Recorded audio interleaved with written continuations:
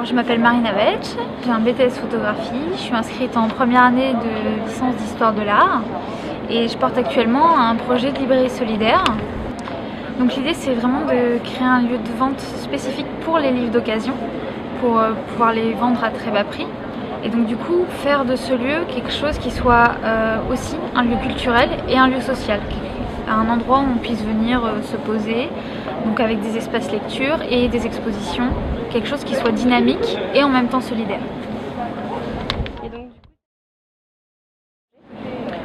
Donc j'ai commencé par étudier les initiatives qui ressemblaient un peu à la mienne sur le territoire national, donc regarder ce qui se faisait déjà, évaluer les besoins, préparer une étude de marché au niveau des formulaires, etc. Et tout un tas de renseignements à prendre autour de la création d'entreprise.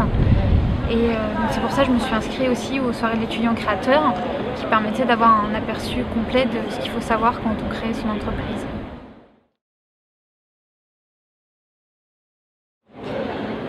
C'est énormément de rigueur et d'organisation au niveau du temps de travail. Je me suis rendu compte que ça prenait énormément de temps. Et donc il faut prioriser. Il faut savoir qu'est-ce qui est le plus important à ce moment-là. Par exemple, il y a quelques semaines, il fallait que je finalise mon inscription à un concours. Il y a d'autres moments, c'est d'autres priorités. Il faut tout faire en même temps, mais en même temps, il faut savoir ce qui est le plus important à telle date. J'ai pu développer mon projet principalement parce que le Bauhaus de l'île 3 est présent sur le site de l'université, ça c'est très pratique. Et d'autre part, tout ce qui est concours comme le crash test, par exemple les sélections régionales, c'était à l'île 3. Il y a le prix de l'étudiant aussi, auquel je vais candidater avec mon projet. Et il y a tout un tas d'initiatives comme ça avec l'île 3 qui vont dans le sens de l'entrepreneuriat et c'est très enrichissant.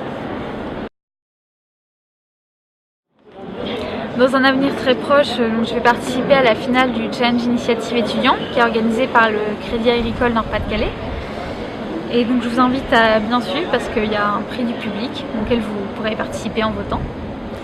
Et donc après, j'ai été sélectionnée pour le prix de l'étudiant de l'île 3, justement.